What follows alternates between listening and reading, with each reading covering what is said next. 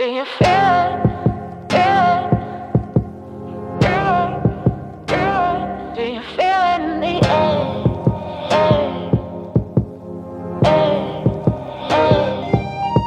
Do you feel it? Feel it? Do you feel it? Feel it? What's good, y'all? I'm your co-host, Tony. And I'm Sid. And I also want to welcome you to our Not Your Magical Negro podcast. No, I'm just gonna say it because the last episode that we haven't uploaded yet, and I'm not editing. So I might as well tell you, you're gonna see Not Your Spiritual Negro. That's not the name. And I've been putting on everything, contender. child. I've been putting on everything. Like, I gotta do so much editing, but it's okay. So now, welcome to Not Your Magical Negro podcast, a podcast where we'll be taking a deep dive into Black fantasy and horror and dissecting shows and movies through a Black and queer lens. This season, we continue to explore Lovecraft Country, a personal favorite of me and Sid's, a show where the horrors and reality of racism are more frightening than any creature or monster from our imaginations. I mean, there is so much to unpack in this episode, but I mean, you know what I'm saying? We got the notes busted out. Like we are ready. We are prepared. We are so ready. So now, episode 2 is called Whitey on the Moon, which really creates the atmosphere between the wealth and privilege of the lodge, the people we're going to meet in this episode, compared to Team Tick, who suffers at their expense. Which, by the way, I named them Team Tick. That's because I didn't want to keep naming everybody in the squad. You feel me? So I was just like, I started saying just thruple, our thruple. Like I started saying I like our thruple. I like that. I think I'm gonna go with that the next episode. I'm gonna say thruple. Our thruple. I was trying to be nice, you know. I love that. Yeah. So in episode 2, we meet another character, Christina Braithwaite, played by Abby Lee. She's an enigmatic woman with her own agenda in a male-dominated world. Christina straddles the line of friend and foe. So can she be trusted? Well, as all white people in the show, the answer is no. I was about to say, can we answer now? Okay, anyway. So episode 2 takes us deeper down the road of mysticism and magic. Team Tick, or our thruple, arrives at Braithwaite Manor, where an ancient fraternity called the Order of the Ancient Dawn operates. Tick is revealed to be a descendant of their most cherished member, and because of that, his blood becomes vital. Tick now has to bend to the lodge's wishes, who want his blood to complete their spell and return to the Garden of Eden and face the consequences. So, I mean, I have so many, which, I mean, before we jump into it, it's funny because we said, you know, any white people on this show cannot be trusted. And I think Christina's character has a line in that episode where she's like, you know, not us white folk are so bad, and then proceeds to do terrible things to them. So it's like, what? This is what we meant. This is what we meant. Like, you know what, whatever. I wonder when she read the script, she was like, "Oh, so I'm an awful white woman." No, like, you know what I mean? Like, I'm wondering if, like, when she read, like, I see. Oh, okay, so I'm not a bad white woman. I'm an awful white woman. I'm an awful woman. I'm an awful. Oh, I'm a nasty woman. I don't know if you knew. Terrible human being. All right, absolutely. All right, Sid, take us from the top. So, quick recap of last week. Tick is looking for his dad with Letty and his uncle, and after being accosted by racist cops and apparently 8-eyed vampires. Oh, you mean just cops? just cops. I mean, you mean just cops, but continue. Police. We know where you came from, slave catchers. But anyway. Okay, right. And apparently 8-eyed vampires that show up at the and then they show up at the Braithwaite mansion covered in blood, and a white man telling Tick, "Welcome." What nightmares are made of, I tell you. God, a blue blood white man saying welcome. I'm terrified. Welcome to wine. Please I'm so scared. Yeah, and you were waiting for me? No, no. Everything about this feels wrong. The whole thing. So, Tick, Letty, and Uncle George are thruple, who are not only looking for Tick's daddy. We should be looking for Letty's too, but okay. But also, Well, I have a note about that, and I don't know if maybe we Really? took the same. We do, but I'll wait till we get to that point. But Okay, I wonder if okay, you okay. made the same. Yeah. I think I know which point you're gonna get to too. You know what? Okay, let's just I leave it. know, I know, I know. So but also we are getting all of these clues basically from Tick's daddy, like we said earlier, that basically that the Braithwaites is almost ancestors of Tick, basically.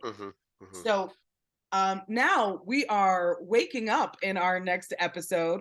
We've got Moving On Up playing in the background. What an opening. What an open for the piece of that pie.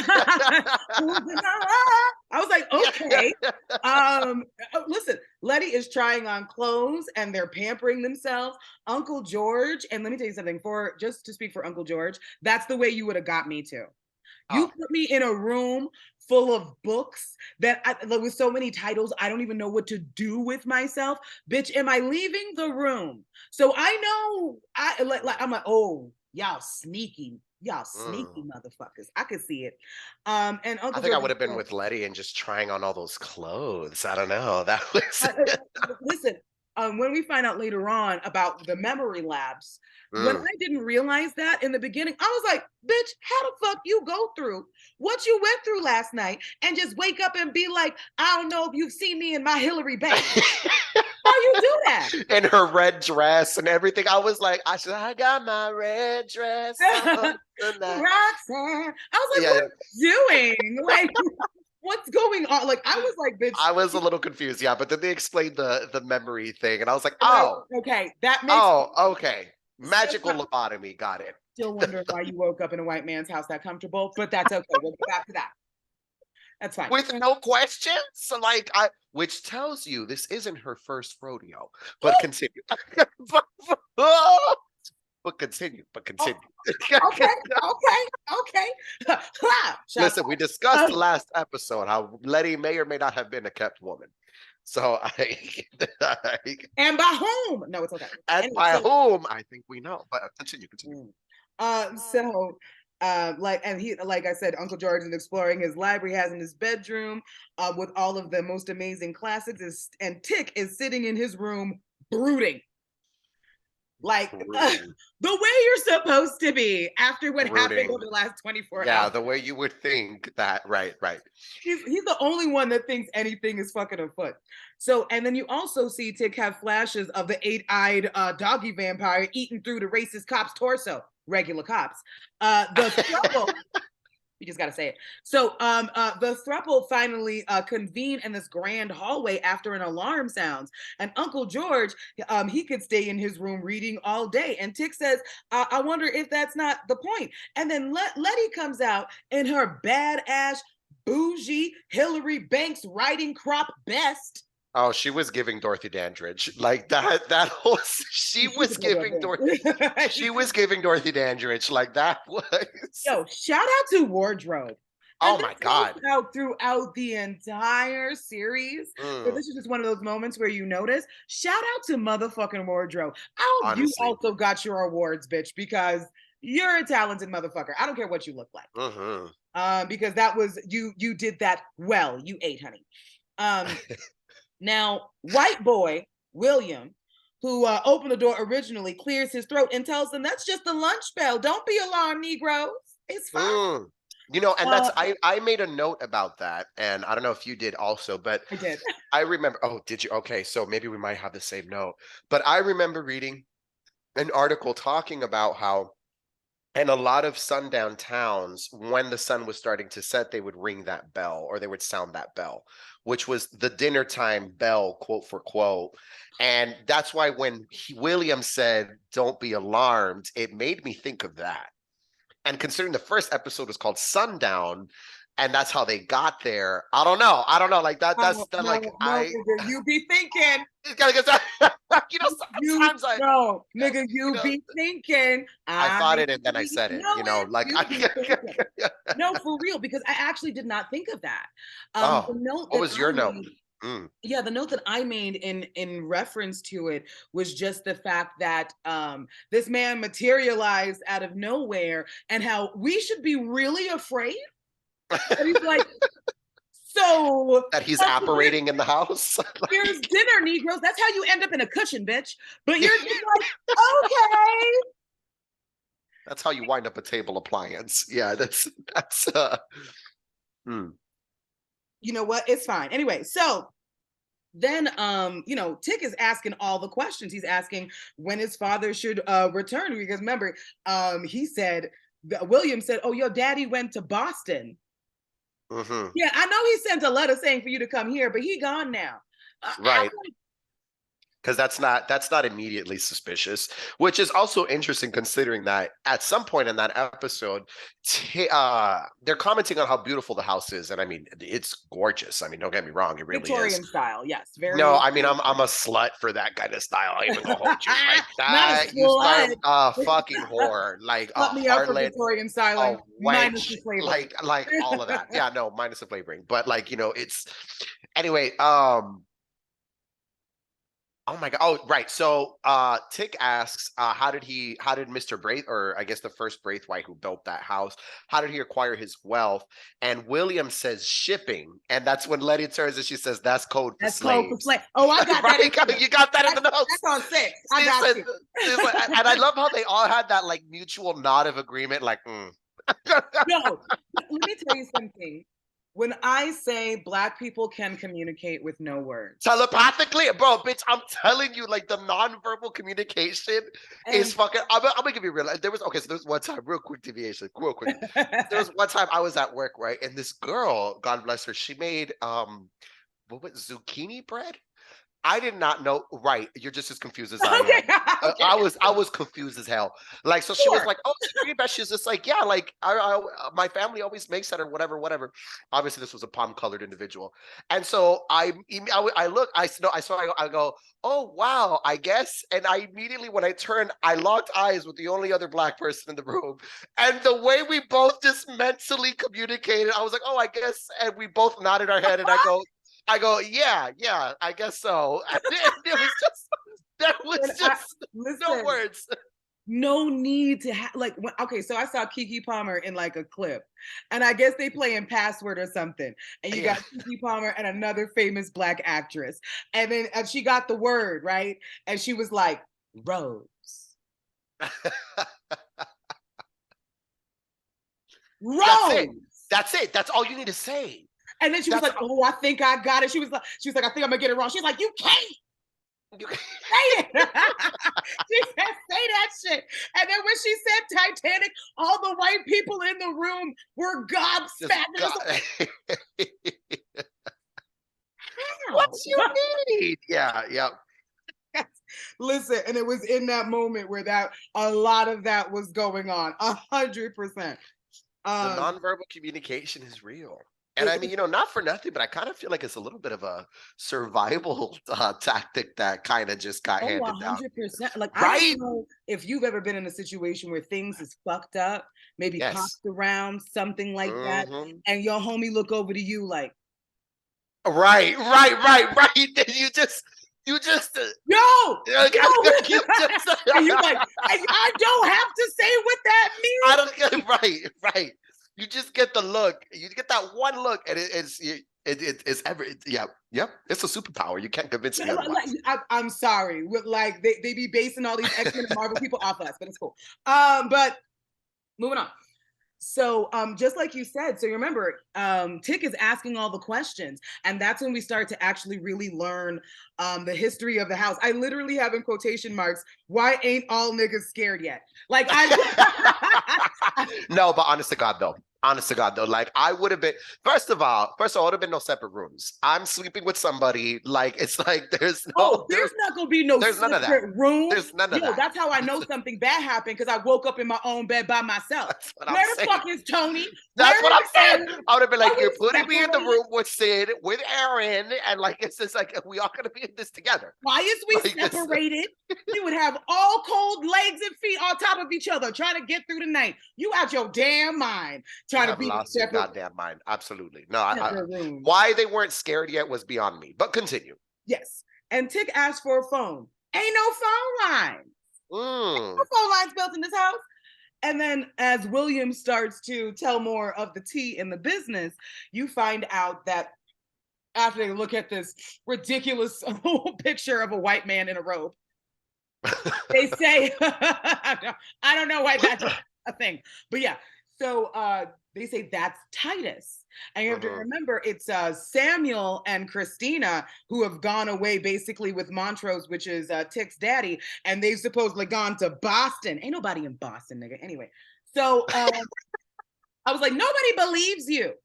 So then afterwards, just like you said, they started talking about, so how did he get his wealth? And then they say shipping. And Letty's like, that's code for slaves. And I'm like, damn right. I'm glad you got some sense. I'm glad somebody said it. Yeah, this is like, oh, you mean slavery? Got it. Okay. Bruh, I don't know what it was. So now this line kind of sinks under my skin like barbed wire. William said that Titus, that he was known to be notoriously kind to his slave. Yeah, to those who worked for him or his Why slave. did that seep under, and this is like, how many times have I watched this? And it seeped under my skin.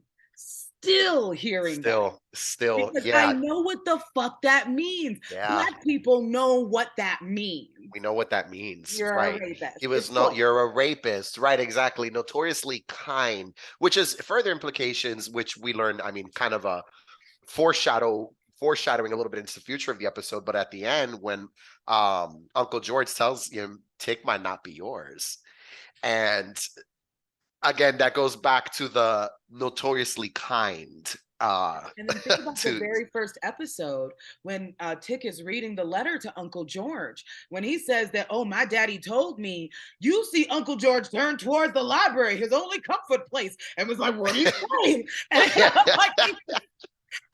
We can't tell me Uncle George wasn't going through it in that fucking moment. And then you start to realize slowly why, but we're 100% gonna get to it. So William, but somehow in all of this, Tick having a black mama makes sense. you know what I mean? Like, it's just like it's not giving white mother, but no, it really. Listen, even with Letty, we don't gotta ask if she had a black mama. Oh no, without a doubt. This we know. But we're gonna get to Letty. We're gonna get to Letty because I got a note here on Miss Letitia. Listen, when she was in that room explaining things to Tick. Explaining the okay. All right, yeah. So we're here. We're right here. So William goes on to tell us that Titus, this long ago ancestor that we looking at, this strange white man they love to put him on the walls. That Titus died in a fire. And what they're standing now is an exact replica. That's not white supremacy. I don't know what is. Right. And that fire killed everyone except for one. And William literally left it on that cliffhanger and just was like, so lunch? Would you? I think it's time for you niggers to go to lunch. So we're asking too many questions now. It's time for lunch. Eat now. Yeah. I swear, it was like the first time I told my mom I liked girls. It was like 70 seconds of silence. And you want something to eat? You hungry? I'm like, that's not what I said. Okay, yes, I actually am. You must have. Like, anyway. All right, I guess that's your way of accepting it. Sure. I could eat. I guess I'm hungry. Sure, why not, lady? So anyway, they're finally alone at lunch. And listen, I'm so annoyed with Letty. I'm so annoyed with Letty. This bitch is chowing down and ringing the bell. Yo, at her Sunday best, and then she ring the bell. Both of them turn and look at her. She's like, you know why people don't be seasoning? Don't be seasoning their food. Don't look at me like I'm crazy. I'm like, this is true, but nigga, is this the time? No, it's definitely not the time. But I feel like that just reinforces what we was talking about Letty in the last episode, and it's that it seemed. I mean, her comfort with. I mean, don't get me wrong, it was funny as fuck. But the comfort that she had with doing and just immediately just, oh, I'm being wined and dined and sat down and just like ring the bell. Like, you know what I'm saying? And as much as I'm saying all this shit about Letty is me.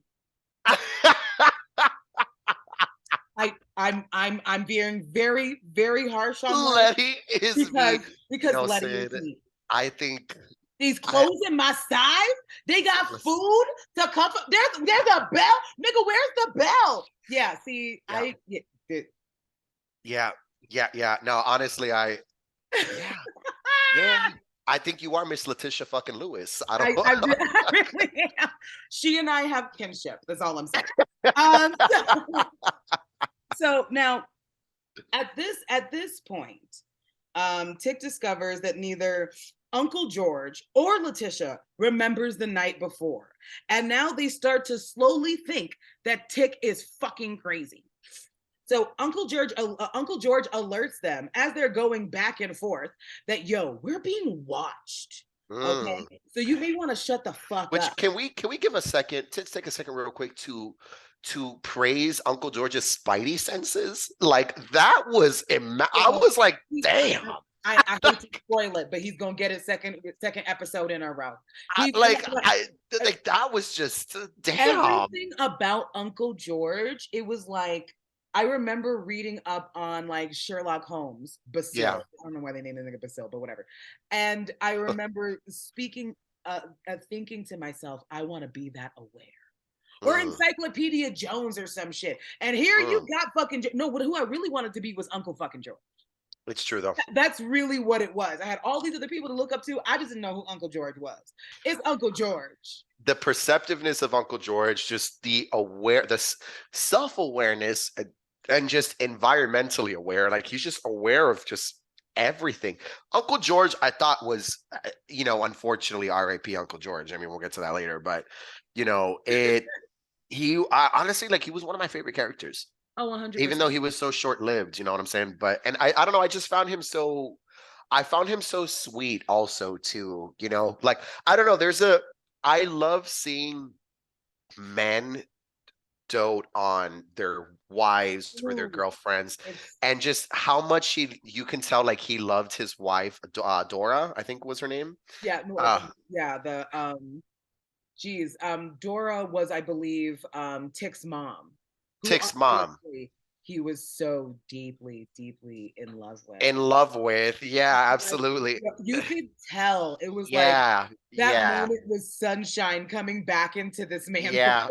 Which makes it, I love that you said sunshine, because when she showed up, she's bathed in light. Yellow. And then she's wearing yellow. Yellow, and also in the light coming into the room. So like that was a very beautiful note. But I'm sorry. No, it's okay. We get to deviate. It's our show. It's okay. I mean, actually, it's true. I mean, you're right. And I mean, that's what we're doing with the show. That's the point. Okay, so Uncle George obviously alerts everybody to shut the fuck up, because Uncle George really does got the spidey senses. Okay, he really does. I'm trying to tell you. Now they start walking across the grounds because they're trying to go into town, because they want to figure out what the fuck happened to Montrose, Tick's daddy, and they see the car. Which, remember, from the last episode, Letty literally crashed into a fucking cabin. Yeah, that shit was gone.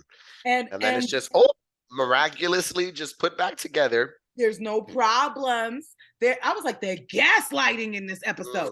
But the car is completely okay. The window is still bashed out from when we was trying to leave the sun downtown, but nothing from when we actually crashed into the cabin. I'm like, ain't that fucking okay? That's cool. We gonna pretend that doesn't mean anything. Then William materializes out of nowhere and says, again, all right. And he said, oh, I found it that way, and I just brought it back, child. Don't worry about that. Now, Letty and Unc are basically thinking Tick is going through the worst kind of psychosis or PTSD from war. And Tick overhears and starts spitting facts. George, you got a library that you woke up to.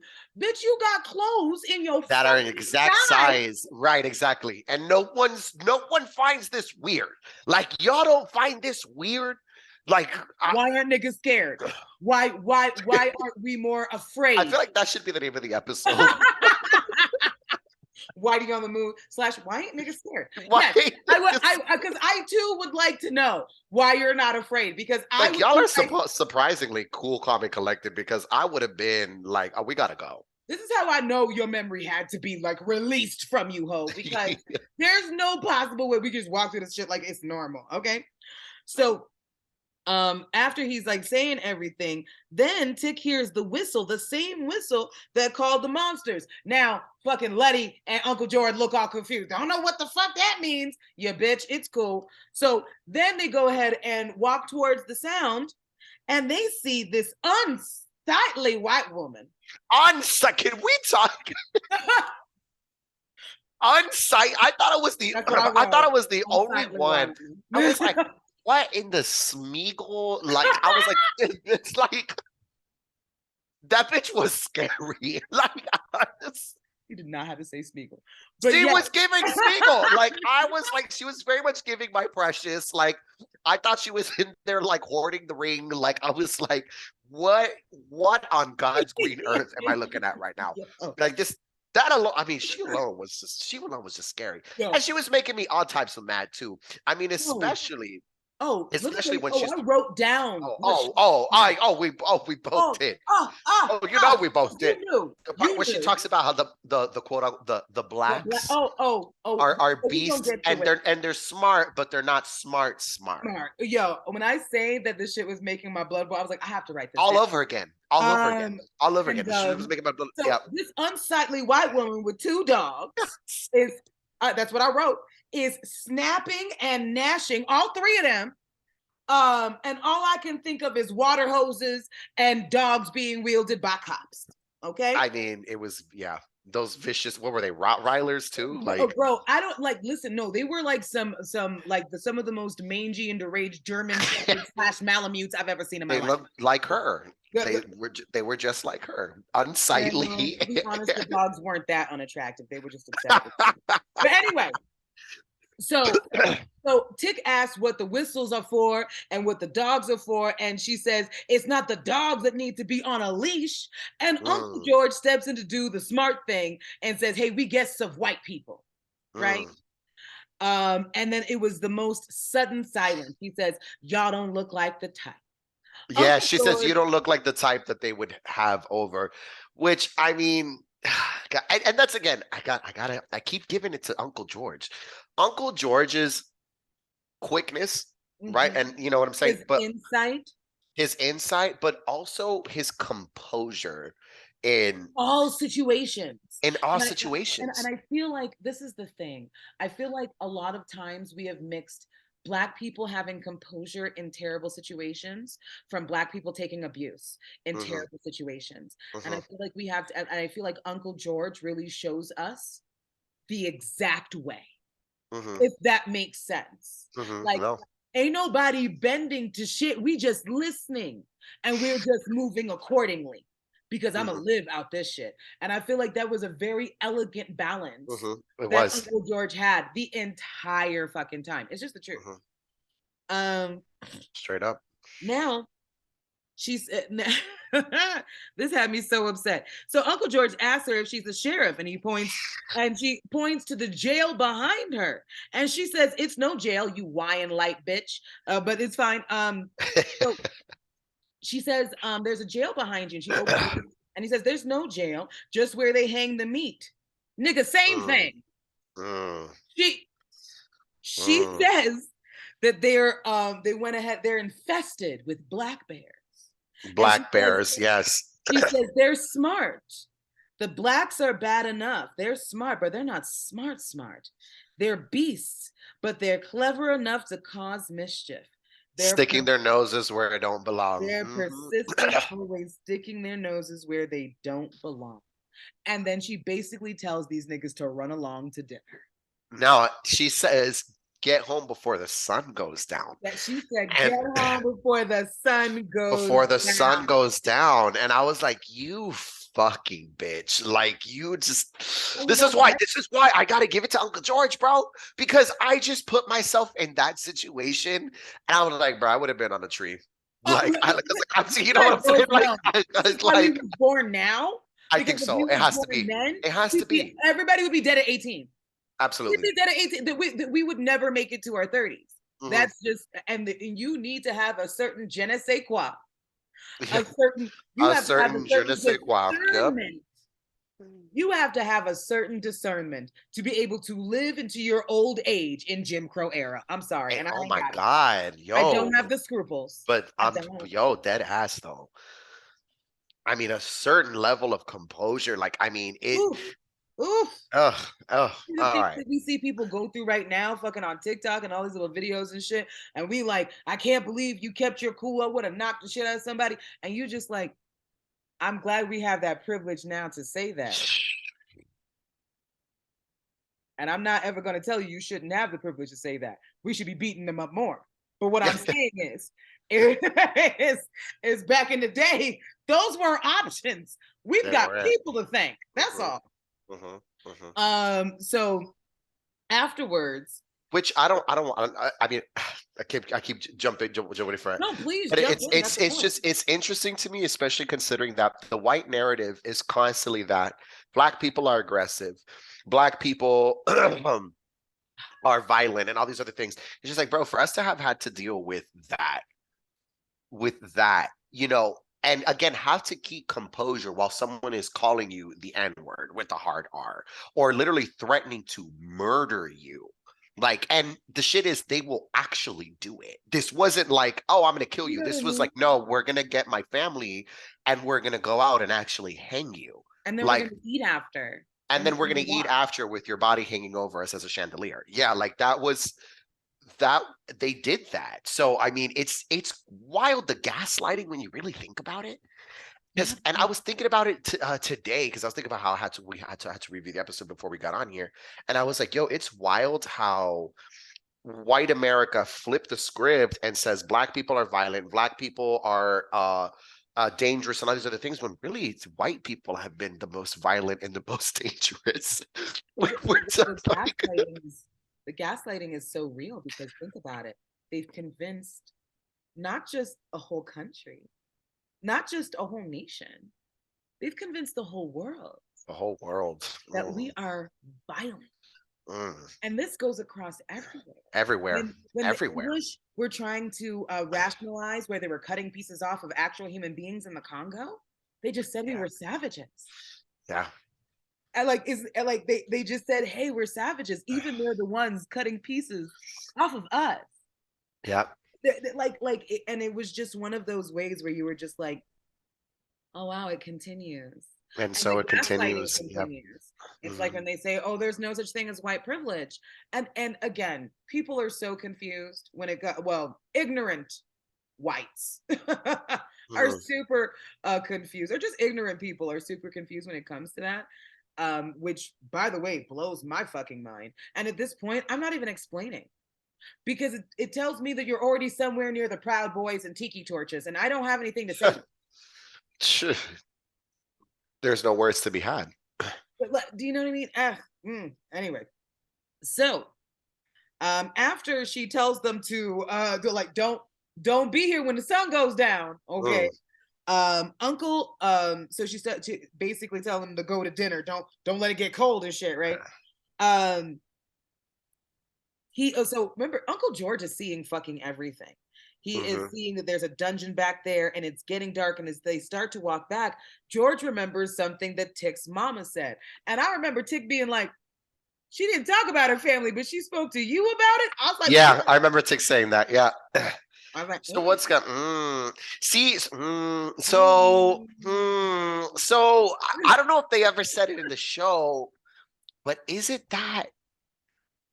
Tick really George's son, or is Tick is George's son, right? Because I mean, as we learn more about Montrose. Yeah, I mean, right. I mean, we're not gonna spoil that for those who haven't seen, but as we learn. But even at this time, I was thinking to myself, oh wow, and this obviously is your kid.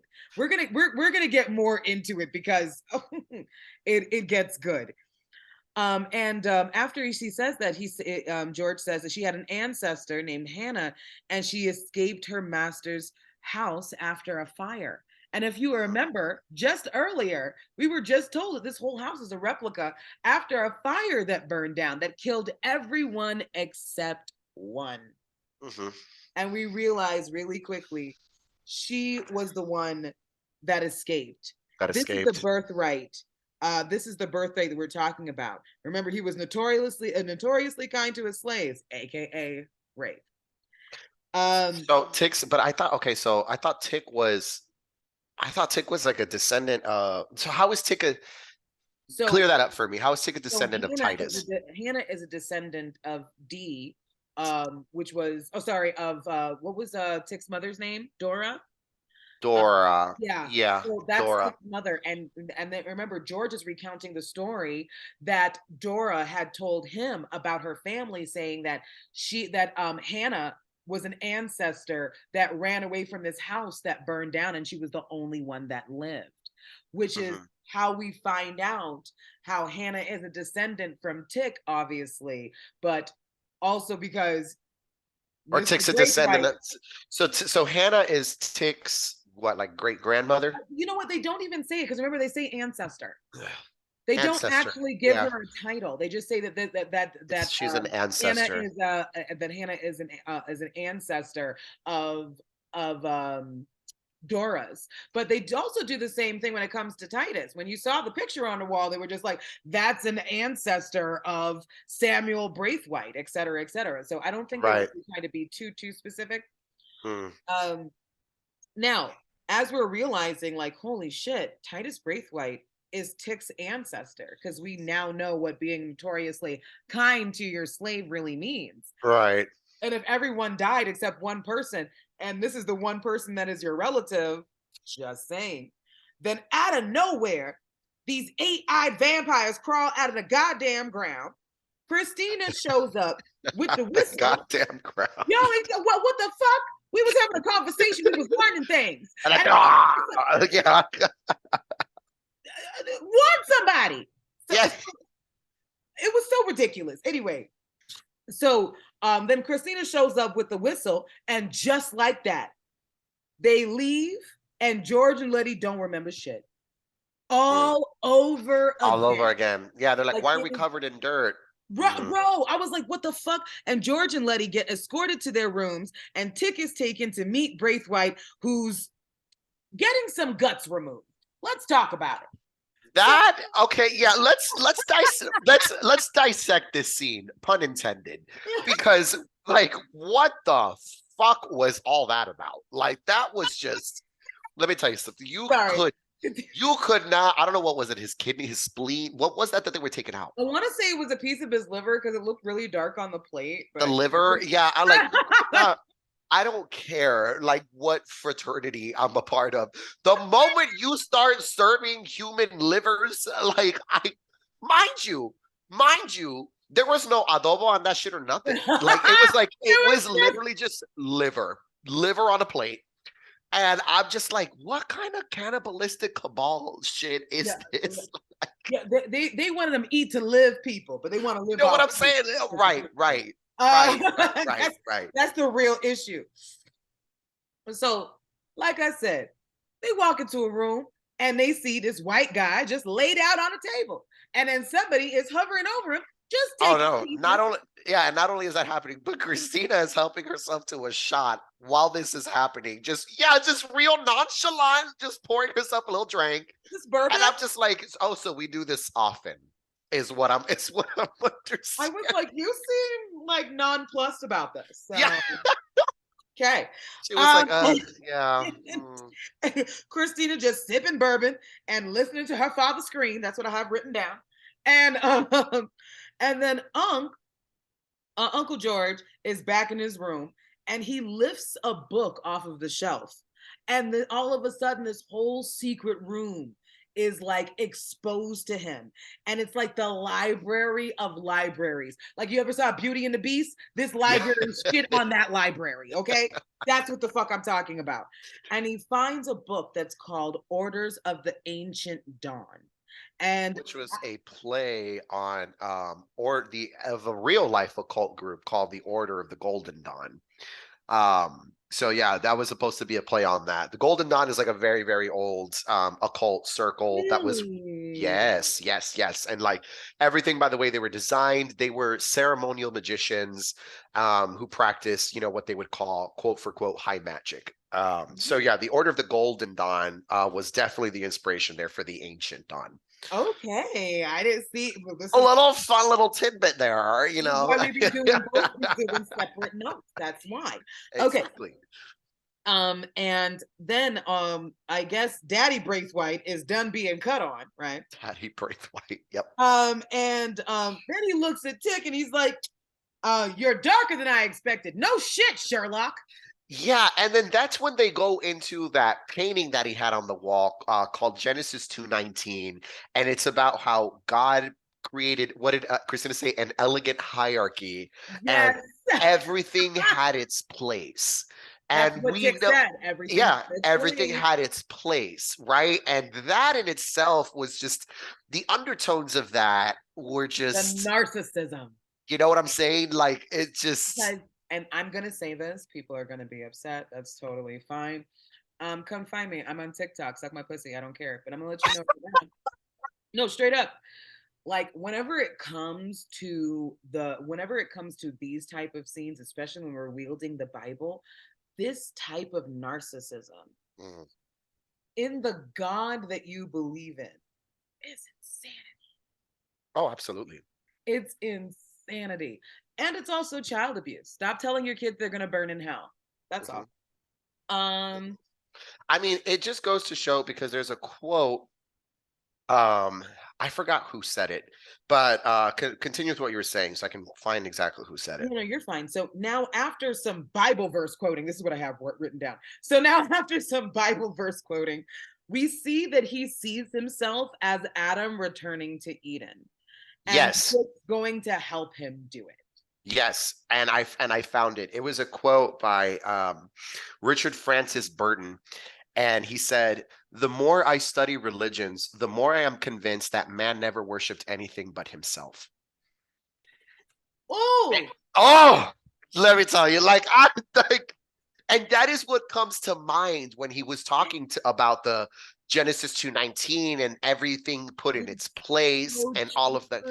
Yes, it true. is. It is indeed. Holy shit. Because have you ever met people? I hate to deviate, but have you ever No. met people that are natural manipulators? Oh yeah.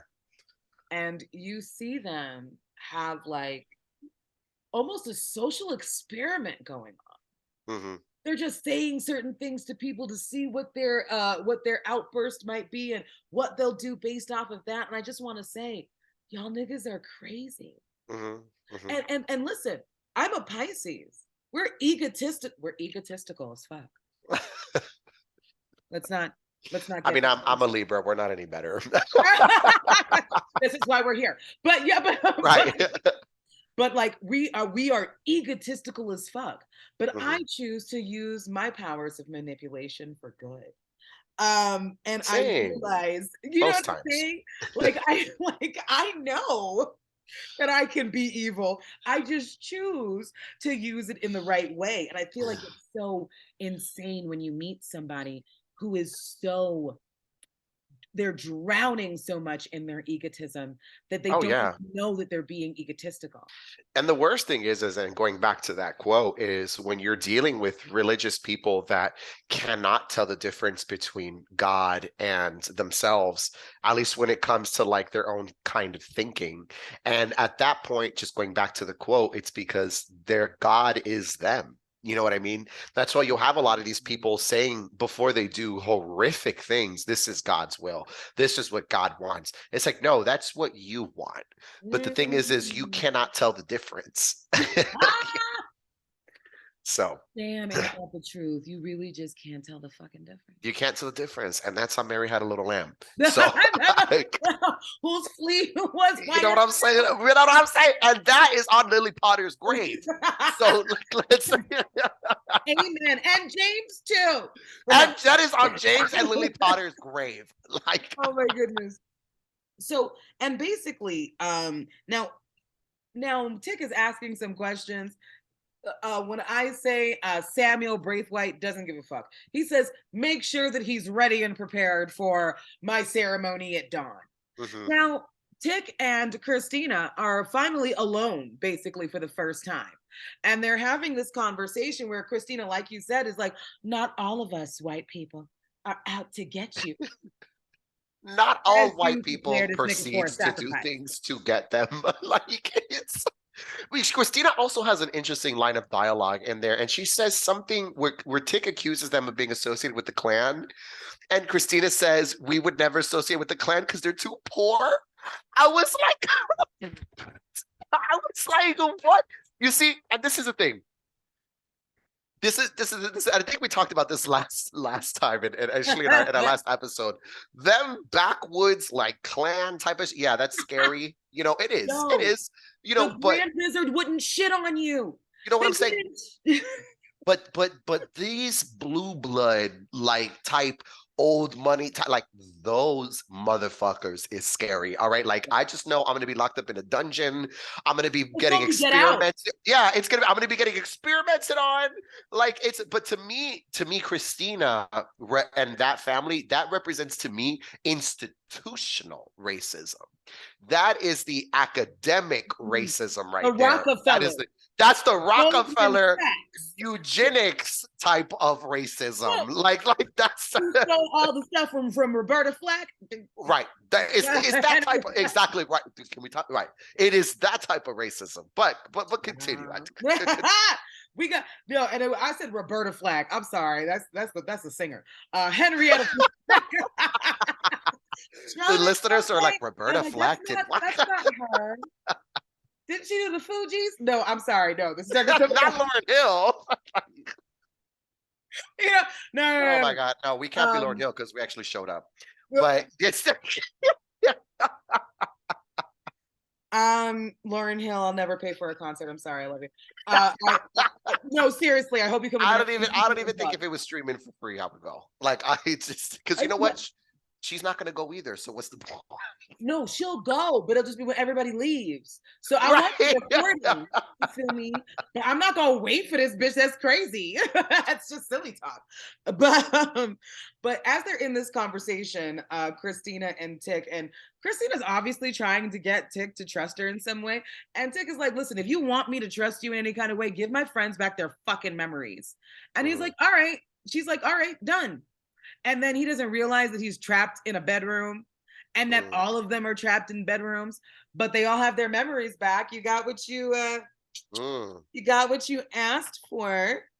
And when I say when I say some random little boy comes up to Christina and says it's time, all on in his life, right? First of all, who was that? Oliver Twist? I have no idea. Who is that? Like what's like that random child? Was that like a Victorian ghost? Son. Like, I've been working on this set forever. You better put him in. That's what that was for. But anyway, so this bitch like the little boy's like, it's time. Then they run to a barn and there's a cow who's in the midst of giving birth. Right. Okay. Then the cow gives birth, and it gives birth to one of the vampire with 8 eyes and shit. And then she got all the stuff on her face, and I'm just like, even mothers don't just wipe all the afterbirth on their face. Like I don't know what you doing. Yeah, she was loving that a little bit too much. Like that was weird. That was weird. It was weird. It was weird. It was weird. Then we flash back to Letty, who's in her room, who finally remembers. She sees, now Tick has walked into her room apparently and tells her, and then she starts apologizing. Oh, I remember everything, so on and so forth. Tell me why Tick thinks this is a good time to get it on. I don't know what happened, but before they get it on, they have a very interesting fucking conversation that I think gives us just a little peephole into Letty's life. I think you got some notes on. Oh, I certainly do. I was waiting for this portion of the episode. I was like, this is not time. Now, I do want to point out before we do get into that, though, I did want to point out that I don't know if you noticed, because afterwards they all start dealing with their own like illusions or at first I was like, because I knew they're all illusions or hallucinations. But looking at each one separately, it seemed like, first of all, Uncle George's was the only one that was not violent. not violent, but then also I feel like the hardest to get away from out of all three of them, because this is literally you showing him, in my mind, his Oshun, the light of his life. The way that they were talking and holding each other and dancing. It was so like, I want that type of black. It was so sweet. I know. Just the just that black love was just so beautiful. Like I was like, wow, I love how just you loved her. She you love her. loved Yeah, you. that was beautiful to watch. That was beautiful to watch. It really, really was. Um, but what I was gonna say was, I don't know if you noticed, but where Letty is, the room Letty's staying in, the stained glass image is Adam and Eve in the Garden of Eden. It is. And I thought that was an interesting choice, considering that in that scene, Letty and Tick have sex, or at least are going to have sex. When if you read a lot, the rumbling. they start the rumbling, and it is said that the fruit Adam ate from was, that punani, honey. Okay, other that punani, honey. Like that was that fruit, baby. That was that fruit, baby. You know what I'm saying? So Adam ate from the fruit, and so the knowledge you gain is sex. And I thought it was really interesting that when Tick took off his belt, a snake came out of I something when that happened, because remember, they're all in their separate issues at the moment. I don't even know, but like, I only thing I can think of is to call it issues. But let me tell you something. Letty and Tick is going through some like extra shit, and Tick, oh baby Tick, I'm so sorry, baby. That was so unfortunate. That crazy Asian lady popped out. Oh man, like the gun. You know what I'm saying? I was like, damn, like she really just. I'm like, ain't she from the Disney Channel? She seemed lethal. What's going on? When She's from the Disney Channel. Oh my god. I was not prepared. And the fact that, like, okay, first of all, I don't have an issue with this scene because obviously she's coming at him with weapons and full strength, and I want you to live, so do what you got to do. But there was one moment where he punched the shit out of her, and I was like, ooh. It was 3D, and I'm trying to be like, is she good? Like, and then she popped up. Shut up, baby. Keep going. Keep going. Tick was really fighting for his life. Like that was. And she was really trying to kill him. I mean, she was about to do it. Like that was. Listen, I just want to say, girl, you're good. Yeah. That was. It's not for nothing. Not for nothing. But Jonathan Majors is a big man. That is with apparently 2.3% body fat. I don't care. I just want to say that there's a scene that we're about to get to in a second, and God is good. Okay, let me continue. It's okay. So it's fine. Yes, after the labor and all of that good shit. So like I said, Tick is fighting for his life. I'm so glad that you brought up the scene where Letty is also basically fighting for her life, but only after she sees the dick. Remember, which is so funny. There's a big old snake. Oh, well, go back to that, because Letty starts talking, which is, I think she implied her mom was a prostitute. I believe that her mother was definitely a lady of the night, especially the way she was talking about. Yes. That's the most respect. I'm not gonna call her a foot dragger. No, we'll call it what did they say in Memoirs of a Geisha? Brides of Nightfall. She was. Ooh. Ooh, I want to be a bride of Nightfall. You know what I was like? What is that? I want to be that. Like, yeah. Bride of Nightfall. Yes, that's what we're gonna call ourselves now. You know what I'm saying? That is definitely like cigarette holder type of like vibe. Like breakfast at Tiffany's. Yes, cigarette exactly. Holder. Cigarette holder. That's of Nightfall. Brides of Nightfall. So we're gonna write it. We're gonna write that in. So Letty's mama was very much a bride of Nightfall. From what's implied, bragger, as we would say in high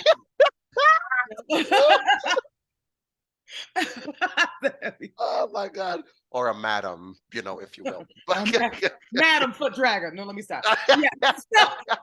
Well, that could, and I put in my notes here, I put Letty's daddy? Question mark. Because I mean, asking the whole episode where Letty's daddy came from. Now where is it? And now we kind of, they answered it pretty quickly, to be honest. Like I think they did. Second episode, they were like, there they. I'm like, They're like, okay, so we saw Ruby, we saw Liddy's brother. We need to answer why she's a little light bright over here. Her mom was a foot dragon. Her mama was foot dragon, and it's okay. And it's okay. So Oh God, not Liddy's mom turning tricks, but listen, you don't then don't be a trick, you know. But it's good. But he looked at Tick and she said, "My mama was a Shone." But what a show! You just took it back to 1990. I just took it back. I just took it back. You said a show. I saw a show. Not a show.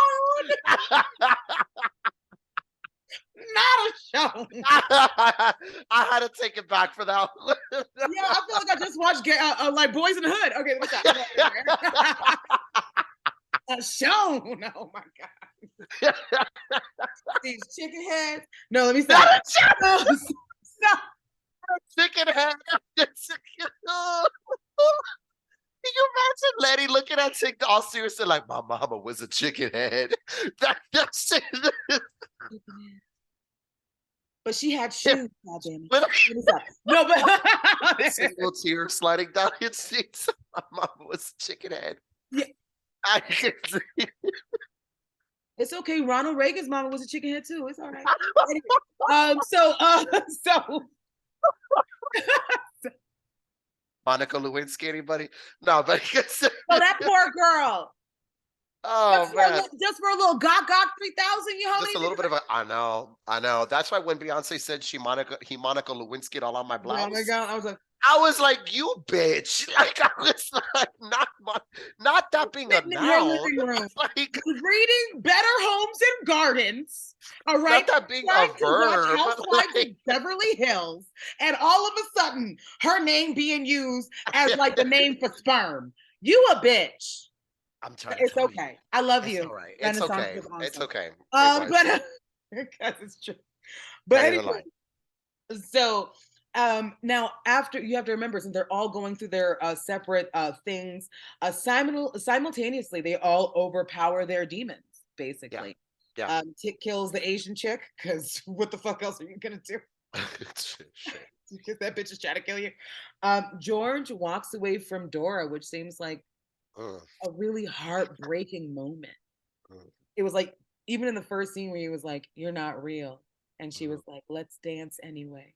That was beautiful. That was beautiful. I'm glad his vision didn't turn to like her being like a demon or something. Like it was just for real. And I feel like that was purposeful, and I feel like that was something we needed, even despite all of that was going on with the other two characters. I think it's beautiful because it's kind of like how they say that the devil comes to you as everything you ever wanted. And I think it's, wrapped in a pretty bow, you know what I'm saying? So like, I think that her just being there is already like a vice for him. But I also feel like even though everybody had a more violent time, I'm going to say what George did was harder. Oh, absolutely. Listen, I'm not trying to knock it because, at the end of the day, they was fighting for their lives out there. But they weren't. No, they really were. So, but like literally. Yeah, Letty getting attacked by a dick snake, fucking pick over the Asian bitch for no reason. Like, why won't you leave me alone? Like, it was a lot. It was a lot. Fighting some Asian woman who looked like she fucking came out of Wakanda from training. Like, it was... Well, which by the way, I can't wait until we get to that episode. Oh, I just want to say that's a good one. I was that woman, I would have taken that role as well, because that role has so much depth. Even though she comes out as the crazy Asian lady that's gonna kill you. He's all upset that I did things in war and you're just a part of it. And you just seem to almost be like a part of the atmosphere or just the environment. And then you become this very specific piece of this man's life. Yes. No, we're jumping ahead. No, let me stop. That's just like, stop it, Sydney. All right.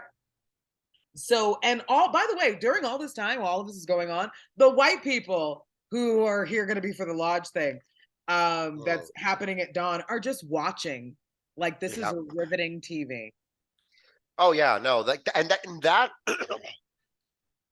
there was a really disturbing vibe I got from that. Like Mm. it was like this oh my God, what was I can't even think of the word, but like it just made me think of how white people would go to things like lynchings and just essentially seeing black people get brutalized and killed and murdered, and they would do that for sport, like just to have a good time. So to see them again just getting almost killed or essentially just getting tortured in their own ways, and they're all just there watching you like, jolly good show, yes, yes, I love I this. That was a little creepy. Like I was like, this is and oh it's really, yeah. I was gonna say, and it's funny as you talk about like, picnics. I just say eating outside. Right, and that's what I was thinking about. I was thinking about things like picnics, Yeah, but like just that kind of right, stuff the origins of things like that. Yeah, absolutely. where it was supposed to be so normal and commonplace, and we Hmm. take food and we Hmm. enjoy ourselves. Hmm. Like the shit, like it's actually insanity. And it also made me think about major sports. Made me think Mm, about football. mm, It made me think about how every time I saw a draft, I couldn't not see an auction block. mm. I mean, the thing is too is that it's you can't tell me that those are not echoes or remnants of slavery, especially considering that unfortunately a lot of black communities are impoverished because of a lot of things, redlining and so on and so forth. But a lot of times the only ways that our communities have is sports. You know what I'm saying? There's no support there for arts or really anything else, and it becomes sports. And then you have white drafters, NFL people, people from corporations come into these impoverished neighborhoods, essentially get these black students to sign their lives away, to come in and work, and then get picked up based off of their body build, their stats, how fast they can do this, how big they like. It is all of that type of shit. It's just like this is It giving sounds like the slave auction. military. It's I mean, which we talked about that. I just, I just, I said going Mm, into impoverished neighborhoods and having people sign mm. their lives away. And we said that last episode too. We're coming full circle. Yeah, no, it's predatory. It's predatory. Yeah, and it's another thing that's just reminiscent of like slave auctions. Like it's. Like I feel like when just watching them watch these three people go through. Hmm. Remember, we're talking about like the fight of their lives, and they're Hmm. just here, just sipping and managing Hmm. and Hmm. having no emotion at what happens to our brown and black Hmm. bodies Hmm. the way it is today. Hmm. Um, If you even want to get kind of meta with that too, it's the same kind of callousness and just blasé nonchalantness in which the media displays black bodies being killed, all these things happening, and the same way white America just kind of watches it as just something to look at. And it you was it realize was that making me okay, think so of that. Takeoff died, a rapper who I've never listened to in life. I'm not even gonna lie. Hmm. But it was another black man that died senselessly, so I care. Hmm. It's just what happens. And Absolutely. and to hear people talk about his death and then show the video of him bleeding out all over Twitter. Yeah, yeah, yeah, yeah. Wh- Yep. I don't. I or even during the time where Donald Trump was at his most Velveeta Baltimore. It's most Velveeta. Well, when he was at his most Velveeta Baltimore-ish, like that's the only thing I can call it. Hmm. I'm here seeing videos of indigenous people from Mexico, face down in water, dead. It's like this man and a Yeah, toddler. yeah, yeah. I remember that. I remember that. They never do that when it's white people. Never, Ever. It's always never, blurred out. Watch a Dateline episode. never, Watch a never. Dateline episode where somebody kills their fucking wife. Have Yep. you ever seen any of the shit on there? Mm-mm. They refuse because out of respect, because they think they're Right, out actual of respect, people. because these are people, right? But when it comes to black and brown bodies, we can just no. We're That's invasionists. Yeah, but the Mexicans were just trying to invade us with like rapists and murderers as I plan to move to Mexico because y'all bitches can suck my left labia. Because I'm not doing it with you bitches anymore. I'm just not. But anyway, sorry, I didn't mean to go off like that. Oh, you're good.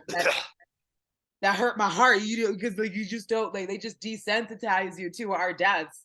So to the All point the where time. it just stops Right. mattering. Yeah, and that is what that moment in that episode made me think of. This is why I find this show so riveting, and it's so intelligent. And I think if you're a Black or brown person watching this show, I think you're going to take away from it so much more than when white people watch the show. Because like there's just so many layers to it. Like just look at just that one scene. I mean, look how deep we could go into that. You know what I'm saying? Let's talk about, hating to get off the subject, but let's talk about those different experiences.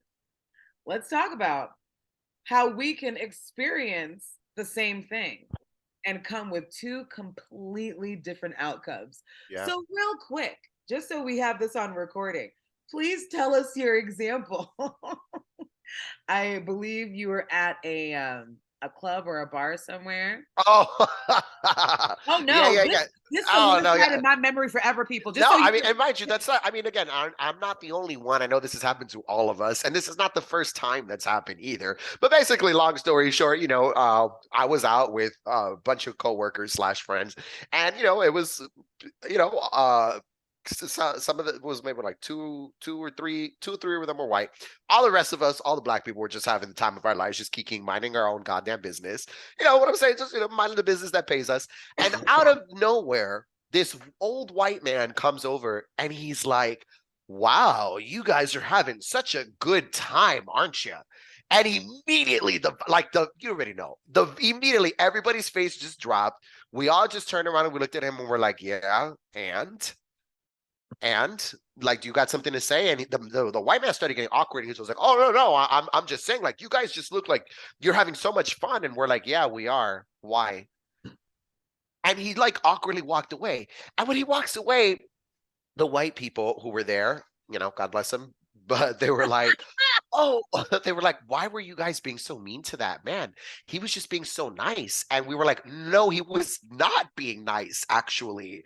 They're like, "No, he just seemed like just a nice old man that just came over." And I was like, and commented on how, and I asked him, I was just like, "Would you walk up to a table of strangers and comment on how much fun they're having?" Really what he was trying to say was, "Y'all niggas are being loud as fuck and you're getting on my nerves." That's really what he was saying. But obviously, we was the only ones that got that memo. The other white, again, so it's crazy how we're seeing the same things, we're in the same moment, but totally different experiences. Because again, white people don't have to deal with microaggressions. That was a microaggression. No, he was not saying we're having a good. No, he was not so taken and captivated by how good of a time we were having. That's not what was happening. Like, it's like I'm sorry to tell you. No, like, and it's crazy because like it's just immediately all of the brown and Black people, literally all of us, our faces dropped. Like everyone like sat straight up. Everybody was just like, you know what? It's like, what do you want? Like, go ahead, say it. Say what you're really trying to say. And I think that the reason why and when you even told me this story the first time, I had to think back to especially growing up in almost only white neighborhoods. I was homeschooled and then only going to PWIs. And at the end of the day, I didn't want to come to grips with the fact that my experience was so fucking different. Oh yeah. I would actually try to deny that my experience was so different because I didn't want to be so much on the outside until I realized I was just in the middle. I was just like, but I want to connect. I want to relate. And I'm like, yeah, just could never relate to you. And they don't care to. Right, which was most important. And they don't care to relate to you. That's really what it is. That's really what it is, though. Yeah, absolutely. And it's crazy because again, we're having a totally different experience, but And that's what makes the gaslighting worse, because I'm telling you, like, after that, mind you, it's not the first time it happened to me, but I would be lying to you if after the fact I was on my way home and I was like, was I bugging, or like, you know what I'm saying? But I was just like, no, no, no, no, no, no. That was obvious. That man obviously was being aggressive, you know. I'm gonna say something, one of those "am I bugging" situations. I hate to be going off, but I'm sorry, white gays. Y'all can be really problematic. Oh my God, girl, let's not even get into the, you know what? Let's get into the white gays. Go for it. just a little, Just real quick. Just real quick. So, I was online on Facebook, as anybody who was born before the year of '94 is on, and I am on this page where they're talking about bisexuality, and people are asking, well, do you define yourself as bisexual or pansexual? Or whatever the case is. And I said, I define myself as more like pansexual, because I just don't feel like bisexual is like an inclusive enough term. Like, I just feel like that only means like men and women. And obviously I'm so attracted to more than just men and women. Do you know what I mean? Right. So I think, pansexual is just a more inclusive term. Insert problematic white gay. So underneath my post, they say that this is pure transphobia. Oh. I'm dead ass. Like, that was just a genuine. Like, huh? What? She was like, the fact that you don't believe that pansexual people, or that you don't believe that trans people could be under the umbrella of bisexual, and I was like, huh? let's go back. Let's go back. First of all, I'm never gonna tell people how they should define themselves. Yeah, of course Like, not. we have white supremacy and patriarchy for that, and I don't feel like you need me. I mean, facts. So, just saying. So I was just like, I'm really not understanding like where you're going with this. And at first, and remember, in my mind, I'm thinking, damn, have I missed something? Like, because no one's ever Am I come to missing me. something? Are you sure you're telling me all of it? Like, I'm so Like, I'm missing confused. pieces. Like, And I was just like, so I was like, listen, what I'm saying is Sid, I don't feel covered by the bisexual term. right. I grew up, I was born in '87. People who said they were bisexual when I was growing up, first of all, were doing it for show. True. Because Let's even in my day, like, that was very much like, yeah. let's make out at the bar. Like, yo, I will never tell you how this bitch, she was so fucking beautiful. I would have drank this bitch's bath water. I was very much into this lady. And we're making out at the bar, and I'm just thinking we're making out at the bar because you want to make out with me. Then we're walking down the street to get to her car, because I'm thinking we going back to my place to go ahead and fuck on each other some more, right? And while we're walking, she's like, oh, people are walking by. Make out with me. What? That's weird. Huh. Funny. Not funny, haha. Funny, weird. Yeah, that's weird. That's giving weirdo. Yeah. I was like, what is wrong with you? Because for me, I was making out with her because I really wanted to make out with her. So I'm sorry that people who have gone under the bisexual term have not really done well with it. Okay. And then secondly, when you look up the definition of bisexual, you only see attracted to men and women. And I'm attracted to non-binary people. I'm attracted to trans people. I'm attracted, you know what I mean? And that doesn't expressly include that. When I say this woman wrote me books in here we fucking go. telling me how transphobic I am and how my transphobia is jumping out. Listen, you are chronically online. That like that. I'm sorry. Like, that's what I would have said. I would have been like, you are chronically online. Go touch some fucking grass. Bro, like, by the way, your pictures look fake. I don't think that's you. You're saying you're trans and non-binary and all of these different things. You honestly seem like a troll that just wants to be contrarian at this point.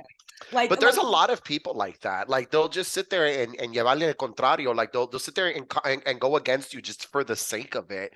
And let me tell you something. I hate, and we'll get back to this after that, I swear.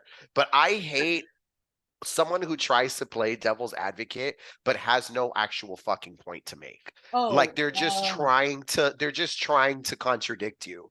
And it's just like, look at me wrong. I play devil's advocate, but when I have a point, like when I'm, you know what I'm saying? Like, point. And it's gotten right. to the point when people play devil's advocate, I always have gotten to the point where I ask them, especially when I know it's coming from absolute bullshit. I'm just like, why do you think the devil needs defending? Mm, mm, Just out of curiosity. mm. Damn. I was- I'm gonna start using that one. No, because in my mind, I'm just like, oh, I'm just playing devil's advocate. You're playing devil's advocate when it comes to rape, my guy. You're playing Jesus devil's Christ. advocate Yeah, no, when it comes that's to some of the most insane shit. Tell me why the devil needs a defense team. mm-hmm, Which mm-hmm. which really is God, because the way y'all have Christianity fucked up. At But least, no, at no, least we go back. according to them. So I'm we just like, arrive. No, it's okay. So not to get too deviated, yes, but we arrive at the dinner party now. yes. That So they are having. everybody has already gone through their own individual hells, and now it's all over. And now we have Tick and because basically William again materializes. This nigga doesn't walk. Do you see this nigga walk? I don't see this man walk. I never seen him He walk. just, Yeah. Mm-hmm. He's have just you there. seen me? And you're just like, oh, okay. And at this point, he says, hey, listen, so the men are having dinner, no pussy holders allowed. Yeah, he really tells Letty, unfortunately, men allowed only, Letty. And then he's like, but there's a lovely night on the veranda. Or whatever. I had to Google what a veranda. I had to Google what a veranda was because I'm obviously too poor to know what that is. I was like, "What's a veranda?" Are these at weddings? I thought they had gazebo. Yeah. What's a veranda for? Like I was confused as well. I was like, "I want to dine on a veranda." Like, I was like, listen, we went to Six Flags. We could totally go on a veranda. "We could go on a veranda." I think so. And then, no, and we have to make sure we buy it out so there's no white people because we are gonna like we can't have nobody be absolutely, like, absolutely. it's just what it is.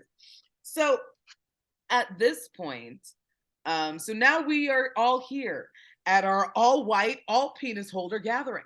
All white, all penis holder gathering. You know, then I love that. Yeah. then Daddy Braithwaite decides to serve everyone a little piece of him. Okay. Oh, God. So you know, all that screaming he did earlier, it's not for naught. Okay. He did It actually was though, because everybody left without eating. So this isn't your house, Tony. Everybody left without That's not how this works. This man's like, would you like a little piece of liver uncooked with no seasoning? That's nothing. Mine? Yeah, the only now, bro. Like I was just like, what the fuck? Yeah, that was wild. And it was interesting too. Did you notice? I mean, obviously when all the white people were looking at Tick and Uncle George, but did you notice that Uncle Tick and Uncle George set like separate from them? Like in like they're in the timeout corner. Like But I also think that as much as that was 100% racism, that was also safety. They were like, I need to be in a corner where I see the exits. Just in case for what's about to go down. But I feel like there was a natural segregation in that scene. Like no, 100%. And it there was a conscious thought process either.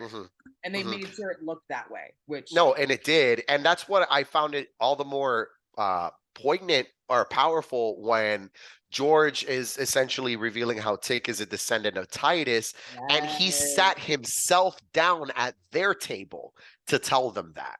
And you saw their faces when he sat down. They were like, oh, clasping their pearls. Like I was like, yes, yes, Make yes, them work. Make them yes, work. yes. Yes, make them squirm. Yeah. Yes, make them upset. They not washing their ass anyway. Be mad. And like you said, so basically Uncle George, when he went in the library of libraries earlier, he found the book that we now know to be like the letters of Adam. And he also basically says that Tick is related to the original Braithwaite, which means our nigga can give orders too.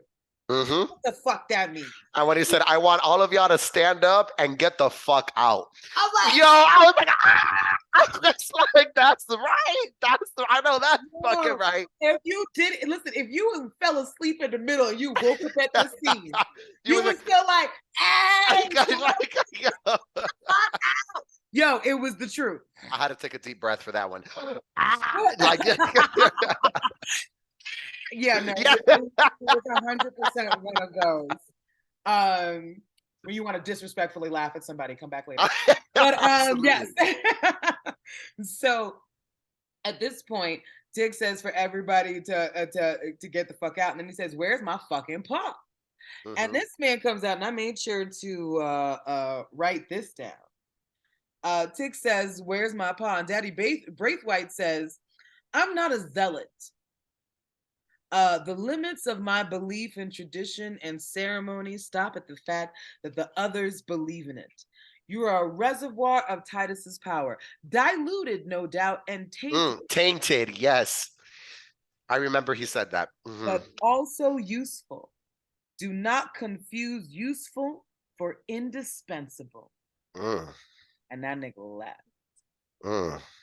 So tell me, of course, because he said where my daddy is at. You have to give him the information. So now they're going back to the prison to go find his daddy. Tell me how, as they find his daddy prison, he popping out the ground like a fucking sunflower.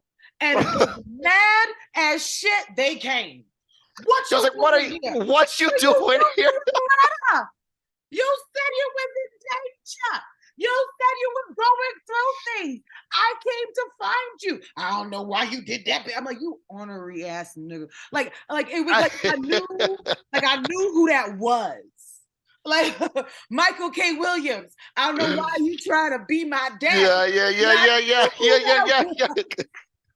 And also, I'm gonna say this throughout the season. R.I.P. to Michael K. Williams.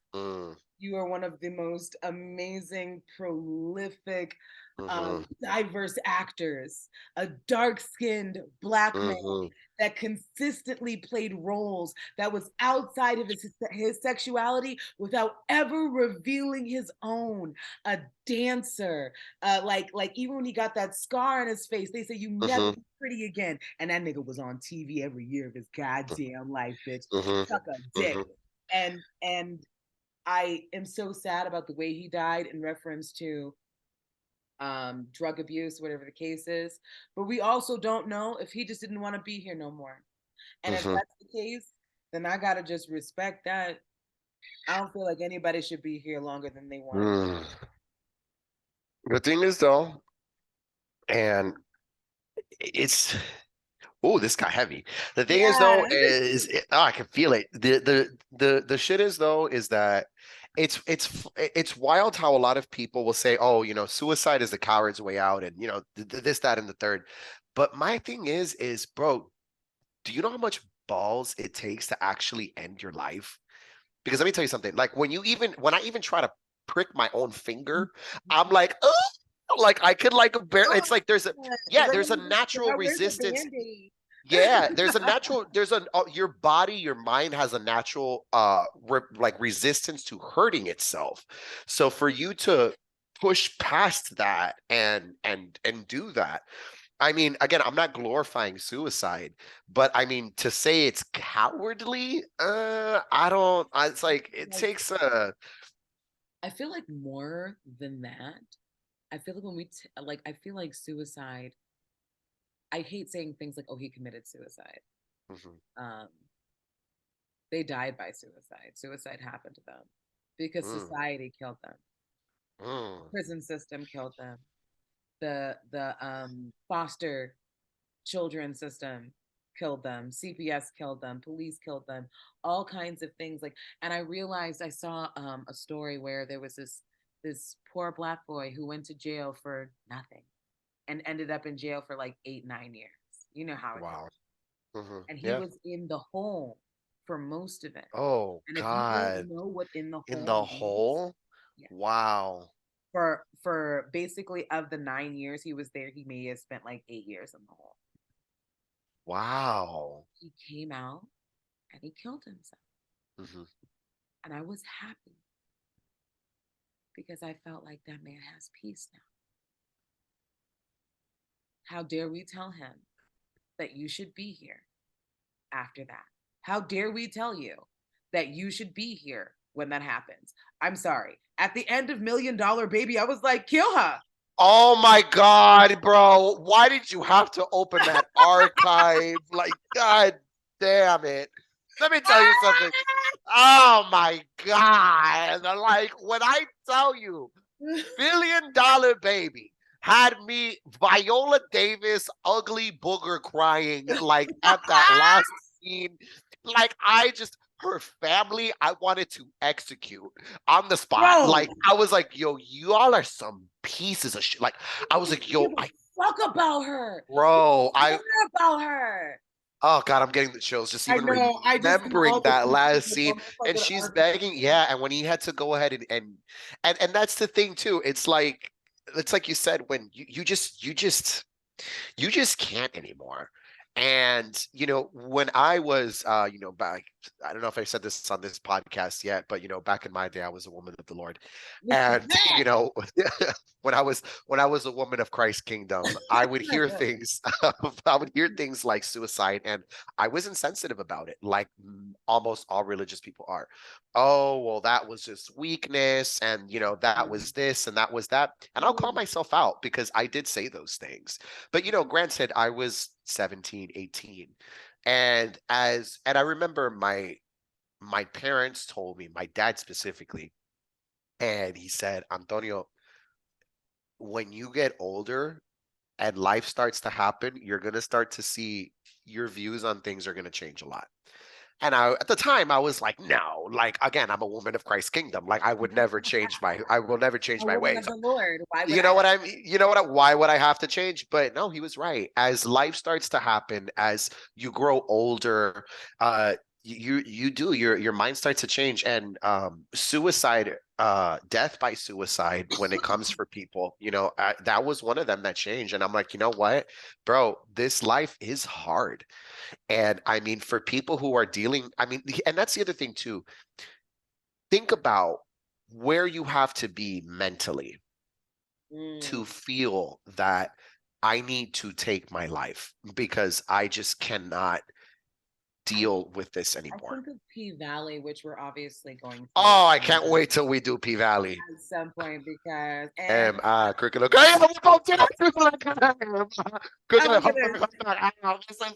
All you're gonna see is booty cheeks when we start. But anyway, I want to say that one of the most powerful scenes in that movie, when I realized that suicide isn't something that people do. We say commit suicide all the time, like they just killed themselves, as if society, parenting, prison has nothing to do with it. And when there was that one scene where he was explaining the things that he went through, I was like, and I have gone through severe domestic abuse when I was a child, and I contemplated suicide for a super long time for all kinds of different things that happened to me. And it still was never to the extent of what this character went through. I could not tell them that you need to stay here with me, that I deserve it, that you stay here with me, because that's what you're telling him. You're saying it doesn't matter what you went through. You have to stay here. So it doesn't matter his peace. And I didn't mean to get that deep, but No, it's true though. It's true though. Like that's I remember one time my grandma, there was a friend of the family that as you would say, suicide happened. And they're no longer here. But I remember my grandma, we were sitting on the porch outside. She was smoking a cigarette. And when we were talking about that, and I said something to the effect of, well, I hope he's at peace now, or I said something like that. I was younger. I was maybe like 13 or 14. And yeah, and my grandma, she looked at me and she said, no, he's in hell. And oh my God. Yeah, no, I still remember that. And that's one of those memories that forget. Yeah, I'm sorry. yeah. I'm No, sorry. and she was so serious too. She was like, no, like he's in hell. And I was just looking at her and I was just like, oh, Oh shit! I didn't know he was burning for all eternity. No use you know praying. what My I'm bad. saying, I'll go back bro? and. Like I was like, wow, okay. But the thing is again, there's still a lot of people like that. Like again, with the shooting that happened recently Colorado Springs. And and yeah, in Colorado Springs, and you had Christians getting up there saying that these people went to hell, that they are in hell. And it takes a certain level of callousness and just inhumanity to get up there and say something like that, and in the same breath talk about Christ's love. But anyway, And before we get back into it, because yeah. I still got my notes, I think that Christianity is, for some reason, looked at as this very loving religion, but if we're gonna be honest, it's actually really hateful and cold. I think it is a hateful religion. I mean, it's a death cult. To me, it's a death cult. And Like it we're not gonna always, talk about the colonization, the slavery, and all the things. Just today, like just today, it's just full of a lot of hatred. And sadly, yep, I'm yep, sorry, a lot of y'all are yep, becoming domestic terrorists and just killing yep, black and brown full people blown, yep. just just to do it. To the point where the father of the shooter, when they found out that they were there, was like, they're not gay, are they? Because we don't do gay in the Mormon church. We can be porn stars, but we can't. We could be porn stars, child molesters, and serial killers, but we don't do gay. That's oof. Anyway, We can anyway, continue to dive in deep, but it's all good. But now, anyway. remember, Montrose popped out of the ground. Sunflower. I'm good. Why the fuck you talking to me? I can't believe you here. Bitch, you wrote a letter. Were you drunk during the letter? No. He's basically like, I didn't expect y'all to show up though. Like, I was like, all right. So now that they have okay, Montrose, it's time to run. So they Mhm. hop into Woody for the getaway. And let me tell you something, they drive in, and as soon as they get to the place where they would be able to exit, invisible. Oh my God, the way that car, I forgot about that. Did you So forget there was, that? I did. So that like they just smashed into this invisible barrier. And that shit took me the fuck out. It happened because it really felt like it happened out of nowhere, and then you remember that same exact shit happened when Christina saved them the first time, basically from the sundown town. So oh yeah, where she hit, like, literally they hit an invisible barrier, an invisible barrier never of her touched the car. fucking car, and Yeah. flipped over the fucking shit like it was nothing. So that's basically what happened. So now they're surrounded. They try to leave. Letty ends up getting shot. This bitch dies in Tick's arms. She actually died. Yeah, I that was was not prepared. Like, me tell me neither. how I'm bursting into tears. It's episode 2. But here I am bursting into tears. Episode 2. What the fuck? We lost Letty already? Yeah, already. Yeah, I was like, supposed to be no. together. Like, Right. I have like dreams of little brown babies. Like, what are you doing? Like, I can't believe you died. Right. Then Samuel Braithwaite, the one who was just like feeding everybody his fucking liver and shit just for shits and giggles, is pointing the gun now at Uncle George, and he shoots Uncle George. And this is basically for leverage. In his mind, you already lost Letty. I'm just shooting Uncle George so that you do what the fuck I want. So now fast forward. Now to what a like, I love the music they choose for this, and we choose "Killing Strangers" by Marilyn Manson. Yeah, that. And by the way, Marilyn Manson, The way big, that fat, veiny dick. You're an abuser. But this no, was a absolutely. great song. No, it was a great. Yeah, no, the bass that again, I gotta give it to the musical, like just the score of this whole series. Yo, incredible, everything, A1. Just kept on eating, like you bitches aren't all full. Of it. Like, it was ridiculous. We're only on episode 2, so now Tick is so damn fine. I wrote this down. Round ass bounce a penny off of. I said that too. So you really could bounce a penny off of them. Them shit is tight, firm. Like I just. I feel like I could cut my hands if I touch the screen. Like, you know what I'm saying? Like don't do it at an on don't get me wrong. Don't get me wrong. I love my dad bod. I love it. I love me some dad bod. Listen, But at the but same time, at the same time, like, yo, that's and this also says a lot because a lot of times if it's not a dad bod, I'm not really in for it anyway. So right. it's a lot for a man to be that muscled, and I'm just like, girl, I find Jonathan Majors fine. Like, I don't know why everyone's complaining about him on social media. Like, I think that man could take me by the neck. This nigga ugly, especially if you're black, then you're the reason he's with a white woman. I just want to let you know that. Secondly, that man is so fucking fine, but we all know that it's not black people talking about his civil rights face. Yeah, I didn't mean to laugh, but That's what they said. I saw it on TikTok. And they said when I saw that, I was like, not a civil rights. I'd fuck him in the colored bathroom. I was like, girl, you're doing too much. I'm fucking in the colored bathroom. You're doing too much. You're doing too much. I mean, I would though. So like, in any era, nigga. What era is it? In any era, absolutely. Yes. So this is how I know that that's not the reason why you with a white woman. But I'm gonna tell you. Clap my cheeks, BC, if you want. AD, it don't matter. It don't matter. But carry on. Yeah, no, carry on. Yes. Back to the at hand. Okay. So at this point, Christina is sitting down to get a better look. Now we know he likes it. He asks what happens during the ceremony. And she says, my father is going to open the door of Eden to eternal life, AKA sacrifice, nigga. Meanwhile, Letty wakes up and like no gunshot or nothing. And by the way, she's freaking the fuck out.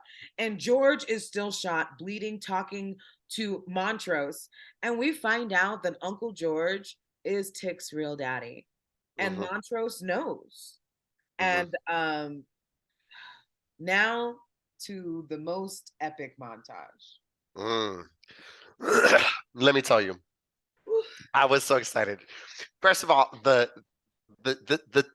timing of when the drum beat hit, and then you see the lodge start to chant, like just the everything of that, just like everything. And I just thought it was art.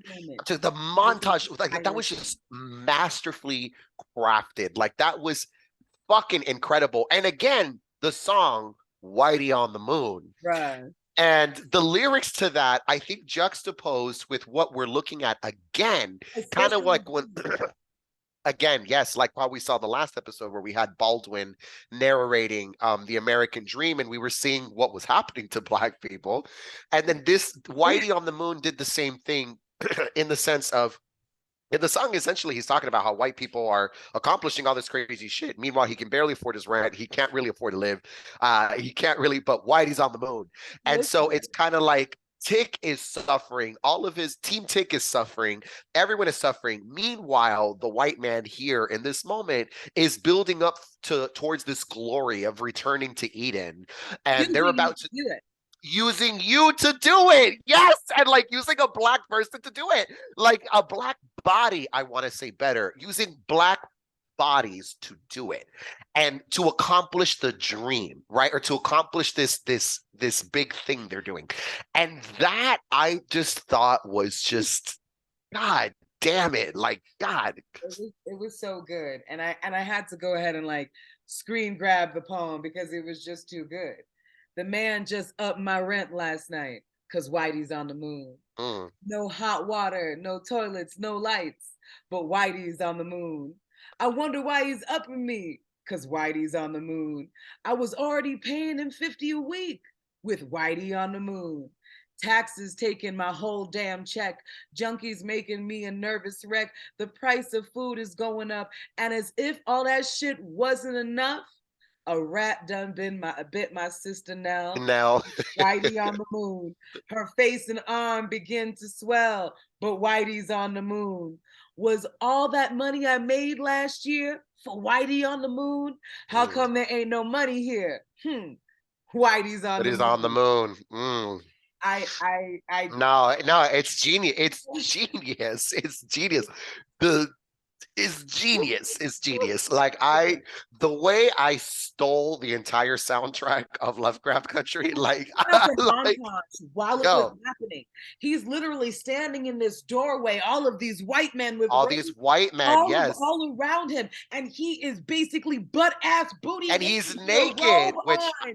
which we got to see Jonathan Majors booty, I but I wasn't mad about seeing some ass, no, I but wasn't the point still but he stands. was Right, playing him, right, right, right, right, right, right, right, right? But right, like right. But the point still stands. Yes, it's like they're in these elaborate robes in this mansion, and he is naked and yes. surrounded by all of them. Like, again, like, just you can't help but look at that in just this in a racial disparity. It's just like this is 100%. it's crazy how you're seeing the black man stripped physically and mentally here in this moment here, all to be sacrificed for the greater good of white people around him.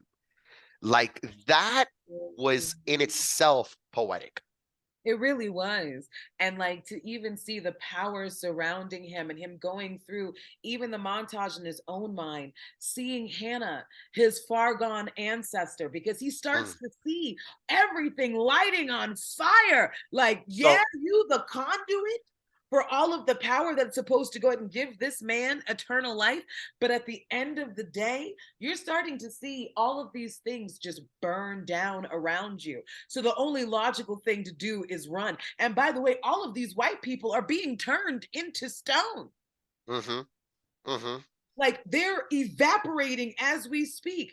And his long lost ancestor, Hannah, led him out of that house as it crumbled down around him. And I loved that. I loved that the moment, first of all, the actress, I did not look it up and I should have, but the actress that played Hannah, I don't know what it is, but when we first see her on the other side of that portal, the expression she has on her face, it just, I don't know, like it looked just like she looked just so powerful to me. Yes. And the fact she just, that's how, like, all I can describe, like, it literally gave me chills down my neck. Like, just the expression she had was so powerful to me. And then the fact that she shows up and I'm assuming it's her power that is disrupting this ritual. And she stops that. She stops that and sets everything to save him. Her child. Yes, ancestor, whatever the fuck it is, as far as she's concerned, that same baby in her belly that she is running for her safety, Tick is now that person. Tick and is now that baby. To lead them out of the dark. And that's 100% how I saw it. Mm-hmm. Me too. Me too. And sadly, coming to the end of the episode, I'm glad that we got here and stuff, but I'm gonna miss Uncle George.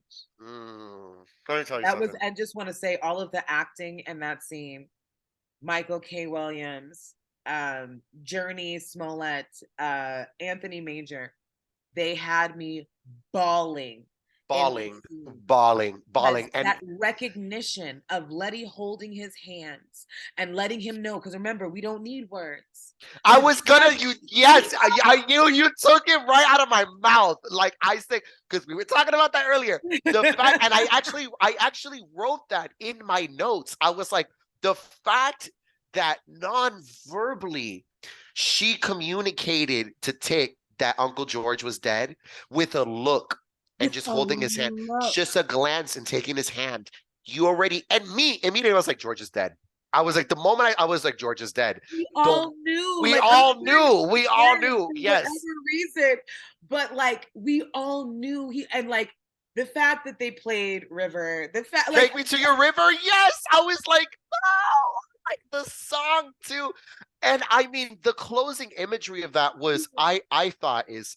So look, oh god, I wish if you guys y'all can't see me, but like literally me and Sid's hairs are standing up like on like I'm getting goosey.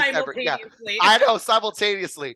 But that last scene, and you just see George, you see Montrose holding George's body, and he's not sobbing, he's like frozen, and you see the tears in his face, and like just, Like, and he's holding, yes, and he's holding his brother's body. like, That, I'm sorry, Uncle George. oh, Sorry. You see? you see, I know, no, I'm getting teary eyed too. Like You that, see? It was like, and that was it was one of, it was so, like, I feel like people don't realize what a beautiful moment that was in cinema. in cinema in In general, and cinema. just cinematically, Like that was. it was so beautiful, and the way that she tried to hold him, and the way that he was trying to hold her, but he couldn't, and he couldn't help but Mhm, just say that I'm sorry. And I know what you were saying, I'm sorry for, my dude, because you knew that was your daddy too. mhm. I And think that's that's the thing, and that's the thing too. Is like I feel like Tick deep down inside knew. knew what he He lost. knew. He knew Stop that it. that was Nobody that can tell was. me shit Mhm. ever. You can't I tell was me. trying to I cry on agree with. episodes and shit. But I yes. agree with you. that And that and I mean, in the song too, River was just, oh my God, that. was, it was like, again, complete artistry. And that's basically how episode 2 ends. I And think we are at a close now. That was the entire second episode. that was the entire second. I will say this. You don't even have to ask me who the magical Negro was. Oh, that's right. Okay, so now it's time for, to lift our spirits a little bit after such a heavy closing I note. know, what a But heavy now close. I know. So now it's time for the most magical Negro moment. So Sid, I always let you go first. Sid, who do you think should take the most magical Negro moment this episode? Uncle George. My nigga Uncle George with all of his spidey I all the and Spidey senses? Yeah, absolutely. like, oh, Absolutely. poor Tick. Like, let me tell I, you something. He was such an anchor for Tick mhm, during I this. agree. I Like, he agree. was an emotional anchor for him. And you saw the way that Tick looked to him in everything. Even when they got to the cabin and he realized that Uncle George wasn't there, he was like, Mhm, nigga, we need Uncle George because, nigga, we need mhm, Uncle George. mhm. So at this moment where he's gone, and like I said, I feel like even if he doesn't know it on a conscious level, he knows deep down that's his daddy. I'm sorry. Ain't nobody I can think tell he me. did. No, I undoubtedly, I know he did. Yeah. I know he did, and I think that that was why that response was so visceral, Yes. for Tick. I mean, it was. I mean, I'm not saying you can't cry when your uncle dies, but I mean, there was something to that I That feel was like deeper. deeper That than was that. Yeah, it was flooded. That was deeper. Yeah. strange. That came from a place of not having. Like, I'm sorry, maybe I'm looking into it too much, but that agony, I feel like, came from a place of not having, because we all know Montrose was not a At apt all. father, but we At know all. he could always depend on fucking Uncle George. So whether that nigga knew Absolutely. it or not, he was mourning his daddy. I Period. even I even got emotional earlier on in the episode where he's kind of anchoring them again, and he was like, I know my Letty's scared. He's like, but Letitia fucking Williams don't get scared, right? Like, yo, And he brings them together, and Letty leans on him. Like, it was. I even got like, emotional watching that. he was Yeah, like, like no, sir. she was like, I no, am it Letitia felt like fucking those were Williams his is doing kids. it. Yeah, it Like, felt like, yes, it felt like those were, he saw them as like his kids, and those like are his that. children. That's Nobody how can it felt. Yeah, like Letty, like even the love he had towards Letty, I thought was just super and it sweet. was so Um, fatherly. it Like, was fatherly. his Yeah, role right. It was was fatherly. fatherly. Like, that nigga was Gandalf. Let's stop playing games. That nigga was Gandalf for the first 2 Uncle episodes of George Lovecraft was Black Country. Gandalf. Yeah, I'm definitely, you can't convince me otherwise. I I mean, from the Spidey senses to finding the books, reading the just shit. Like, everything, oh no, everything. you get to call the And the shot. awareness, even when he went into the what we found out was the prison, he said the bottom of that, or he says the floor has a, what is it, like a Yeah, no, he said, no, he said immediately, he said, I knew exactly the way that it was built. You can tell there's a basement dungeon down there. under I'm it. like, nigga, you can tell there's a basement That's what dungeon I'm saying. down I would have there. been like, oh, you can, oh, we're supposed to be able to tell. Like, it's like, oh, You and I like, I, oh shit, I guess that nigga knows. You I know said, what I'm right. saying? Yeah, no, I'm gonna have to now. I almost, I mean, she didn't have enough screen time. I almost wanted to give the magical Negro moment to Hannah. Just because of how she. Yes, no, Hannah's a very close second. Yeah, I wanted to say Hannah. A magical Negro of the moments. That was pretty fucking magical, but that was like outright magical. But like George had, there was this nuanced magical moments, and like that's like, and I think that's why I'm gonna have to give it to George. I mean, I do find his character magical, in a very grounded and real way. I think like a placement number 3 for me would be Dora, which was Tick's mom. Yeah, I would say that would be like my number 3 magical Negro of the episode, because I like that her whole being in that moment was going to be there to distract Uncle George. Very true. Remind him of all of the amazing and beautiful times that they Very had. true. So Very that true. he would be too distracted from his children. I love that. I can't even. Yeah, no, I can't. I got nothing on. I got nothing on that one. So we're in agreement. So the magical Negro moment is going to go once again to Uncle George. I will say honorable. I will say 1 R.I.P. and 2 honorable mentions to our girl Letitia Lewis for clunking the fuck out of that white bitch with the shovel. That was honestly. You didn't mention that when this bitch went into the prison. Honorable mentions. Like, I say that bitch was like, "We not playing no game with this bitch with dog." Said, God. And I was like, Letitia, now I don't even mind the fact you asked for salt. I'm not even upset at you anymore. I'm not even mad. No, I was very upset.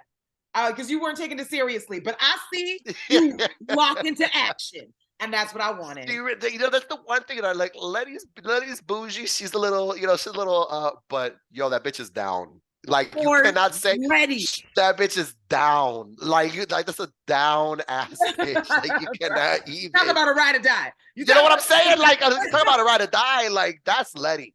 That's Letty. Like I literally.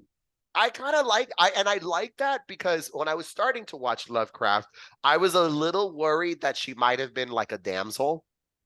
And they originally that's kind of what they wanted her to look like, but I'm very glad they gave her character so much more depth. Because they could have just made her the light-skinned damsel. But that's what but you see where I'm going with that. That's what I thought they was gonna do. I was like, oh, okay, so this is the light-skinned damsel love interest. Like that's what I thought they were gonna do. But she held it down. Like, I mean, from episode 1 where she get in the fucking car. When she ran with her little heels. Listen, you know what I'm saying? Like, she's a runner, she's a track star. Like, yo, that bitch really got there, and she really did. She really did. So I mean, I like that. I love it. I love it. I love that it's no show's perfect, and I mean it has its own little faults too. Okay. But I do like that this show, I think, is doing a great job of, I think, subverting a lot of typical Black tropes.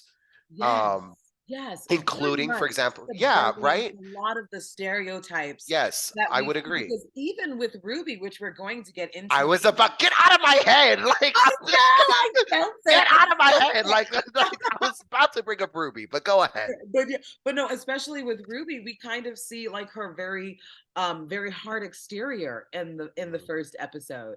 And to be honest with you, in the third episode, we only see more of Ruby doing what the fuck she's supposed to do. But as episodes continue, I'm really gonna be so excited to dive in deep into the softness of Ruby. Yes. And that's what I love. This beautiful dark-skinned woman gets a chance to be feminine and soft and vulnerable. And I loved watching her do it. I loved watching her do it. But no, we get to that later.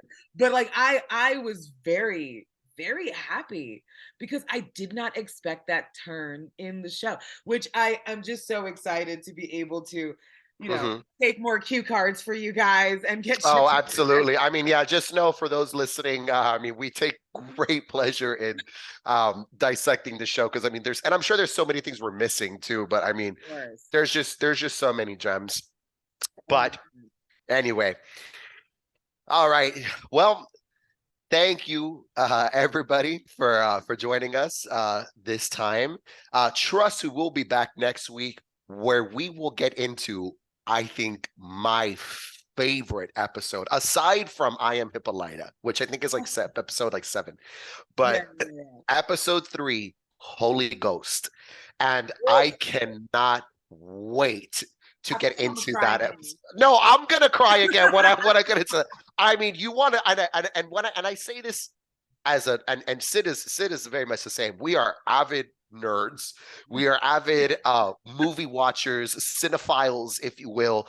And I have no fucking problem saying that episode 3, specifically the scene when they're in the basement exercising the house, was one of the greatest fucking moments of cinema history.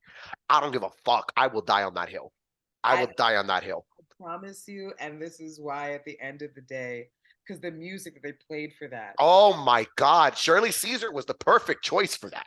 And this is why I will always believe gospel is voodoo. It sure is. You can't tell me shit. Shirley Caesar may be trying to excise my demon right now. I'm trying to tell you, I can't listen to that song. I'm telling you, every hair on my body, well, I'm bald, so I don't have a lot of hair. But I hate you. No reason. Every hair on my body stands up like at that song. But again, it is because you got to think, and we know this, that the Negro spirituals, those hymns, were rooted in code. You know, so I mean, we'll get into that in the next episode we will definitely be diving into that. Yeah, I think we're going to spend some time really talking about just the music and just gospel. Yes. I think in the next episode, Holy Ghost. I mean, again, that is absolutely my favorite episode. But anyway, y'all, you can definitely be sure to follow us on Instagram, Not Your Magical Negro. You could also find me, Serious Side Books, Serious like the planet or the character from Harry Potter. And definitely be sure to watch out. I am releasing my second book December 21st called The Gospel of Levi. You can find those books also on SeriousSideBooks.com. How about you, Sid? Where could our listeners find you? Oh, by the way, I'm in the middle of your first book. You're scaring me. And also, I'll let you know. And then also, I love that. You got me in a tizzy. Not a tizzy. It's a fucking tizzy, nigga. No, not but a tizzy. But I have another podcast called The Earth is Ghetto Podcast, which you can find on Spotify and basically any other place other than Apple because they're racist. And then also, I don't know. That's how I feel. But then, and also you can find me on TikTok, and just put in my name, Burkita Sid Noir. I am only 230, or maybe like 270, whatever. But I'm like a few followers away from being able to go live on TikTok. Oh, come on, let's get you up there, please.